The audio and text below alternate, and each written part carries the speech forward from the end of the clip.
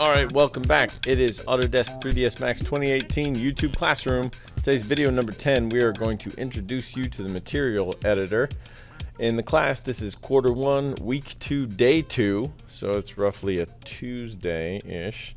Last time, we all set up the gold pile, and today we're going to make it look gold.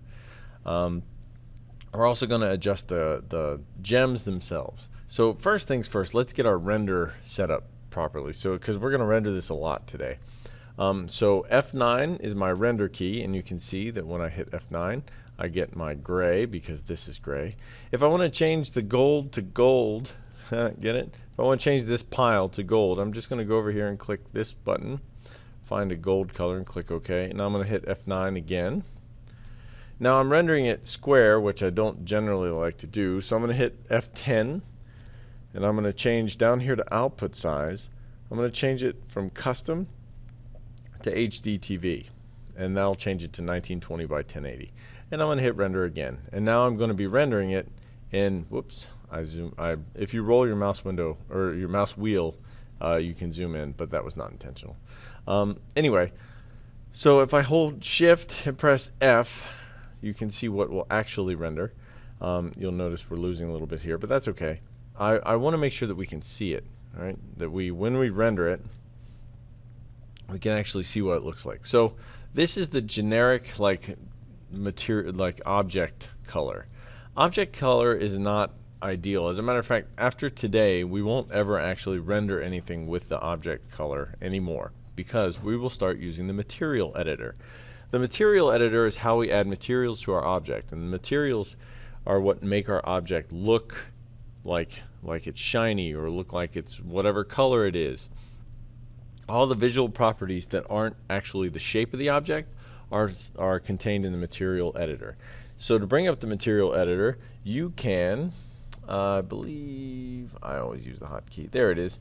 Here's the button, but I always use the M for material editor, and that brings up the Slate material editor.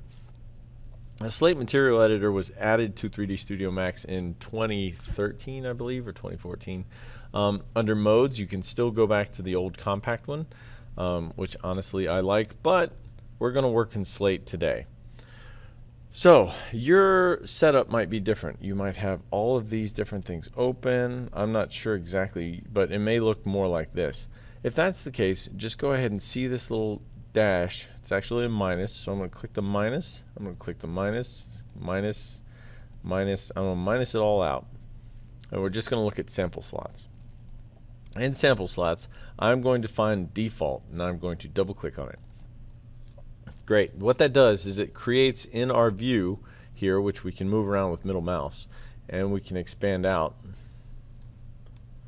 It creates a number 01 default standard, which is this sample slot. I can select this. When I double click it, I get the material name and all of its basic parameters right here. The basic the shader as well as the basic parameters of that shader. Each shader has a different function. There's translucent, Phong, Strauss. Most of these are named after the people who made them.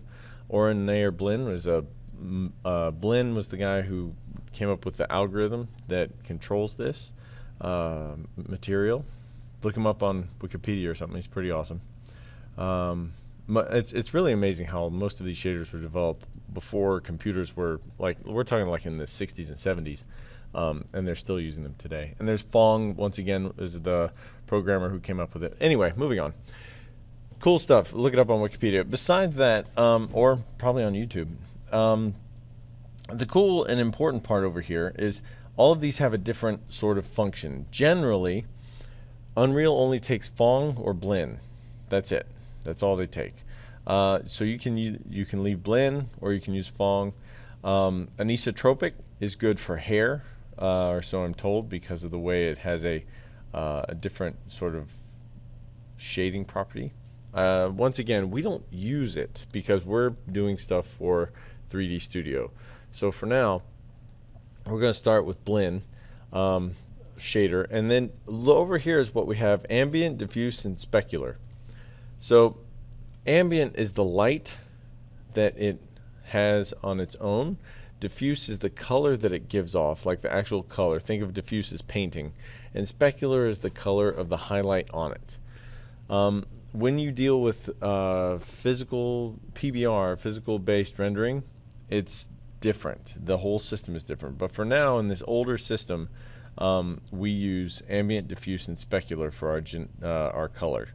Now, we know that we are going to take this material from here, and you can actually click and drag on 01 default and drag it to our M coins. And that turns it gray. So if I hit F9, now we've got like a flat gray paint there. Okay, we'll close that. So for ambient, or for diffuse and ambient, usually they are they're locked. This little lock here means they're the same. So we're going to change the color from gray to like a gold color. A little more orange maybe. There you go. That looks good. All right, and now since I had already dragged the default onto it, it automatically changes in the window. So if I hit F9 now, it's gold. That's way closer to what we're looking for. So, but it's not shiny. And to get the shininess of it, we have to adjust the specular. Now, if you haven't done so, you can double click on this little sphere and it'll make it bigger so you can actually see how it looks. But generally, you want to just look at the shininess on the sphere to get started. Now that is all determined by specular level. Okay, the specular level is here. Like the shinier it is, the higher the number, the shinier it is. Now to make it look glossy, you can adjust this number here. Whoops. Up and down. The higher the number, once you get to 100, is super glossy. If you set it to 0, it's like a weird, like matte material. But it's not matte because it's still shiny. It's kind of a weird thing. And then soften sort of softens out the back edge of it. You can adjust that through here. And you can see it changes the highlight spot. So now that we've adjusted it, if we hit F9, you can sort of see that there's some gloss there. It's very subtle, but it's there. If you adjust it, hit F9, sort of goes away because it's too much. If you crank it down and hit F9, you can definitely see the change in it. Now up here there are other options we can set. So if we turn it to faceted, which I hit F9, now if you look closely, and we may have to get really close, I'm going to change in the background, and then I hit F9. Now we've done a good job making this smooth already, but you can see each little edge has now got little facets to it. You can see the edge of all the geometry. So that's we're not going to use that very often because we don't want to show off that geometry, but that's how it works. If you want it to glow, that's your self-illumination. If you want something to glow, but it doesn't really glow as in outwardly give off light, but if you just want it to be bright no matter what, I want to turn off faceted, hit F9, it's going to glow even if it's in the dark, which can be weird. F9, I moved the scene around, so this is going to glow even though it's like doesn't have any light glow hitting it. So I'm going to turn that back down. Okay, opacity is how see-through it is. So if I lower this down to 0 and I hit F9, it's now like basically see-through. If it wasn't for the specularity, you would see nothing. As a matter of fact, I'll zero that out, hit F9 again, and now it looks like it's invisible. If you crank it up a little bit, hit F9, you can see it's sort of floating, but you're only getting the specularity. There's very little color. If you add a little bit of opacity and then render it, you sort of see it as like a floaty mist. Let me see, I'll zoom in a little bit. Close that, move this over so we have a better shot. F9. So anyway, that's sort of a glowy mist. But generally, we're going to want our opacity at 100 or slightly under. Now, extended parameters we're not really going to get into, and that's advanced transparency for things like crystals and water and stuff like that. Super sampling we don't use, and maps are the most important part of what we do, because really The maps are how we get it to look like something besides just one color. So in this case, we don't even really need this gold color. This gold doesn't matter because it could be black for all we care, like or gray or whatever that is, because we're going to add a picture to it. The picture is what's going to happen. Now, you can go online and find a bunch of pictures, but what we're going to do is we're going to add a picture that I've already created. So you right-click in this anywhere in this area, and you're going to go to Maps. Under Maps, you're going to find General. You're going to find a Bitmap. Now you're going to go to wherever you saved the documents that I'm going to give you. The documents for this case are, I gotta get to the right one. There we go. So we've got a bunch of these different documents. The one we're going to look for is coins tiled. I'm going to hit open. And now it creates a bitmap. Now this bitmap is going to go into our diffuse color. And when I do that, it's going to change. So now, instead of having just a gold or a black like we changed it to, when we actually hit F9, it's going to look like coins. But the coins look stretched. If I hit F9 and look down on them, they look like ovals, and that's not what we want. And they don't look good at all. Their coins are way too big, because I said so. And it just looks weird. So what we need to do is adjust it. We're going to adjust that map. We are going to tile that map, because that's a square map going on something that's not square. So the image gets stretched. What we need to do is adjust it. So you can actually double click on this and get the properties for the map. For the tiling, this is something that you would usually experiment with, but I already know what size it is, so I'm going to tile it to 2 and 4. Right? Now it looks bad on the sphere, but when I hit F9, it looks pretty good here. It's still oddly glossy. It looks like a river of coins. It doesn't look like a actual object of coins or whatever. It doesn't look very real yet, and which we don't always go for real, but it looks better. It looks like real coins-ish. There's no bumpiness to it, but from far away it kind of looks good. If you were to render this out from further away, F9, that's sort of believable. It's a little too smooth, but we'll take care of that in a minute. So here's our scene currently. We've got coins. We've got like another sort of setup. Now we've got other stuff that we can do. Because we want it to be bumpy, and we have a whole section of bump right here. Well, bump maps usually now are considered normal maps. So we are going to right click under Maps, General, Normal Bump. Okay, so our normal bump is going to be attached to our bump. Okay, now there's nothing in this because normal bump is just a type of bump map. I need to add a material, another bitmap, into where the normal is. Now a normal map is a system where the color blue represents a direction of shading, and you've got red and green that also represent a direction of light.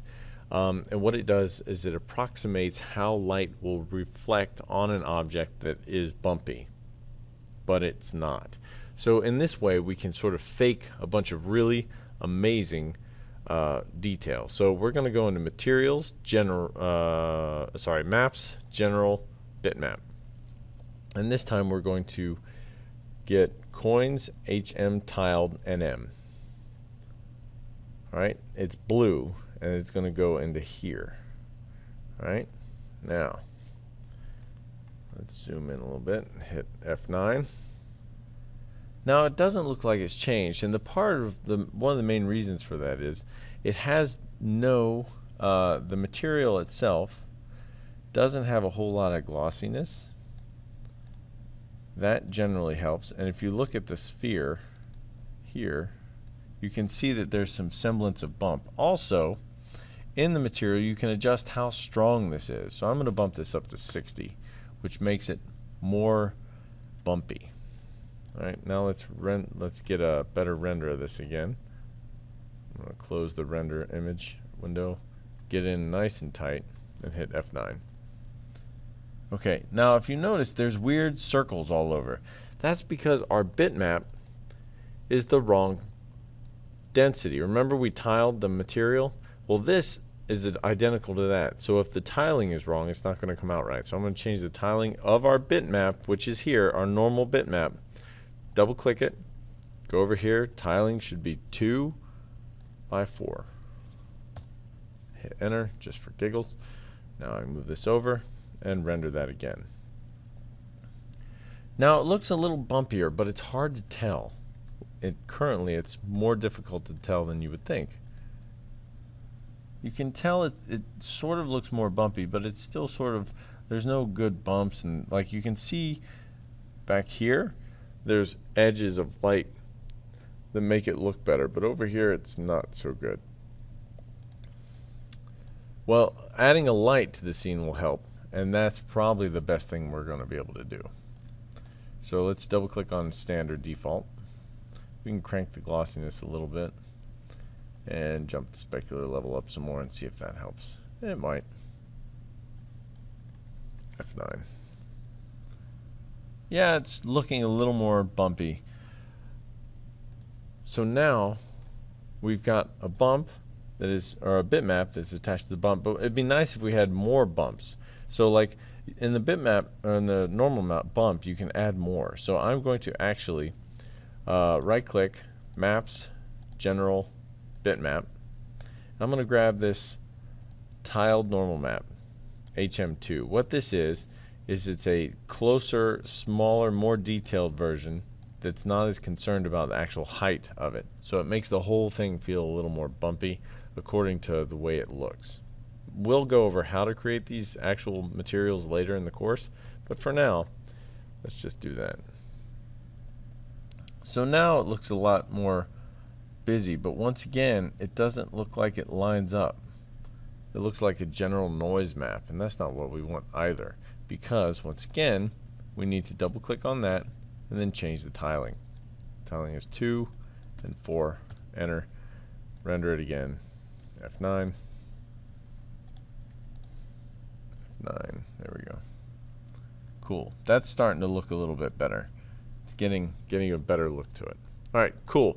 So we've gone through some of these. Now you can actually take another map. We can right click, maps, general, bitmap, and this time I'm going to do a gray, this details map, and we can adjust this, or actually let's try this one, this bitmap. I'm going to drag this into specular level, and now I hit F9. Now I've got to change the material. Double click on that, 2 and 4. What that does is it makes the whole thing look a lot more detailed because it's tighter and it fits to our rectangular shape. There we go. Cool. So now that's looking okay. If we hit back over here to the create tab, we're going to create. We're going to go all over here to lights. We're going to just use a free light, and it's going to say, hey, you're creating a photometric. We think you should use logarithmic, and just click OK. Now we're going to hit click anywhere on the grid, hit W, and I'm going to move it over, behind, and up a little bit. You can sort of see where it is now. I want to keep it low. I want to keep it close because I want the angle of the light to be coming from this direction. Now if I zoom in and hit F9, you can see the light's really bright. I should probably move it further away. Like there. Notice I grabbed Z and X to move it further away. Zoom in a little bit, F9. Cool. Now that might be too far, but you see now the actual box itself is in shadow. Probably, there we go. Let's go ahead and create another one by holding Shift and dragging along the Z and X axis. I'm going to create that there. I'm just going to let it copy it. I'm going to move this one over a little bit so it's from the front, and move this one in and back. There. This is called a fill light. Alright, cool. Let's try that. F9. Cool. That looks pretty good. With those two lights, we get a little bit of light around here and a brighter light from the front corner. This could probably be moved forward like that. And then we can have a backlight as well, way back here. And that will just give you a little bit of light. And there we go.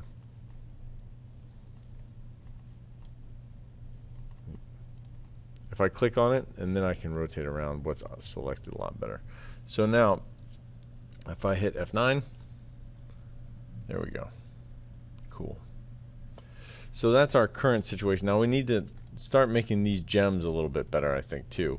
The gems themselves aren't too bad. We just need to change how they're going to behave. In a lot of ways, it's the same sort of thing. We're going to select number 2, and we can move this out. We can tighten this up. Marquee select. Marquee select.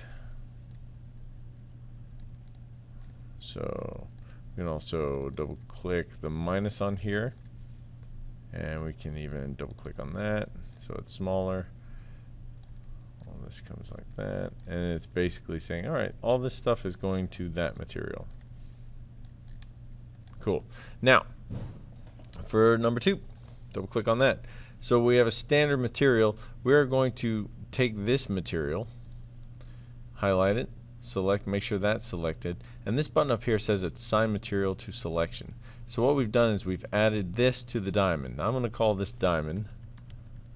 Let's call it matte, M-A-T, diamond. Cool. Matte diamond. We should probably change the coins ones too. Where are you? There you are. Matte coins. Cool. So, diffuse color for the diamond, we're going to go with a fake diamond, like Minecraft-ish. So it's going to be light blue. Click OK. So we've changed the material to light blue. Now what we need to do is change the opacity. So we know the opacity itself for this is going to be lower, but if you set it too low, it looks like it's invisible. So we're going to set it to like 80, right? And we're going to be rendering this a lot as well.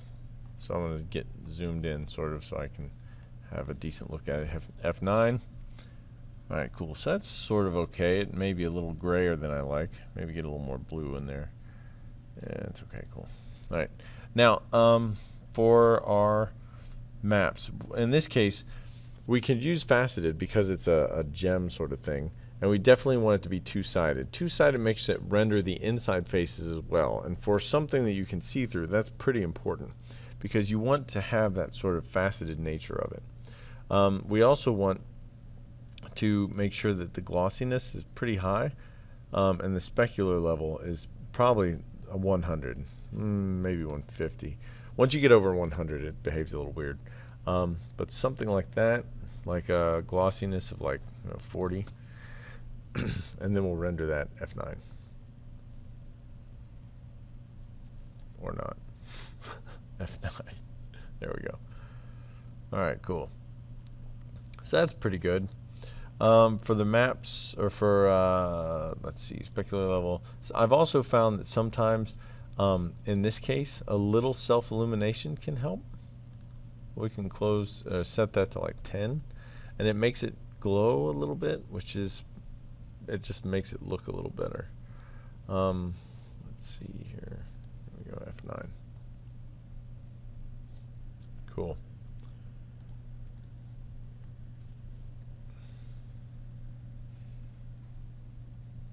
So there's our huge diamond. Now, if this is taking too long to load, you can definitely start looking at like how it's behaving and stuff like that. You want to make sure that your diffuse and your specular is looking nice. You can actually set it to faceted. Sometimes for these diamonds, for these crystals, they look pretty good that way.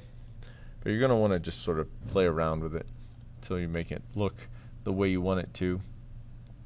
For maps, with maps, in this case, we're not going to do much with it because we do just want a pure color. So that's nice and easy. And we've already set the specular level and the glossiness. There we go. We definitely want it to shine. Sometimes a little bit lower, maybe in the 30s is better. F9. Oops, wrong button. F9. Cool. I think that works. And the nice part is once you have this one for your diamond, we're going to do the same thing. We can actually click and drag here and drag it to this, and now we've got matte diamond twice. So this one, I'm going to double click, find it, double click it, and from diamond I'm going to call it ruby. R-U-B-Y. And now since we want basically all the same stuff, we just change the color. Make it reddish, maybe the other red, a little darker. Cool. And now I'm going to click this and drag it onto the ruby. Drag that one onto the other ruby. And then I'm going to drag this to the next material. Double click that. And this is going to come over here. Double click it. And I'm going to change it to emerald. Okay. Now, emerald is going to change from red to green. And you can choose whatever green you want. We take that and drag it onto our emerald. Alright, cool. And now we are done with our gold. So hit F9 and we have a whole treasure chest filled with coins and some big old gems. F9. Coins are kind of bumpy. It kind of sort of looks okay if you don't look over here too much. And the gems you can see through and they're sort of shiny. So that's what we were going for. Once again, we don't use a lot of these parameters too much in the actual setup. Also, in the viewport, you can actually change the viewport where it's like performance, or let's see, there's high quality, which is nice because you can get that, and an M for material. I'm going to go back in here, double click on this, and we can actually show the shaded material in the viewport. And it takes a second, but it will render out like that. So now we hit F9 and you can sort of see how it looks. Same thing with this.